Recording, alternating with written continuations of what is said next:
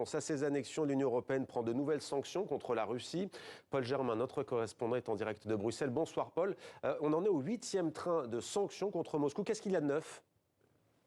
Eh bien, Mohamed, jusqu'ici, les sanctions, ça consiste en quoi? Principalement à bloquer, à geler les avoirs des oligarques russes, à empêcher, à interdire à une série de personnalités russes d'entrer sur le territoire européen. Et puis, il y a surtout un embargo commercial, mais cet embargo n'est pas total. Et ce qui a été décidé aujourd'hui, eh bien, c'est d'interdire de vendre du matériel sensible à la Russie, comme par exemple des pièces d'avion qui pourraient servir à l'armée russe. Mais la mesure la plus importante qui a été prise, c'est le blocage, c'est le plafonnement du prix du pétrole russe. Vous savez qu'en principe, dans quelques mois, un embargo sur le pétrole russe va entrer en vigueur. Mais en attendant, eh bien, le prix du pétrole russe va être bloqué, du moins le pétrole russe qui va être transporté par bateau. Et il a fallu pour cela convaincre des pays comme la Grèce, Malte ou Chypre, qui tirent beaucoup de profit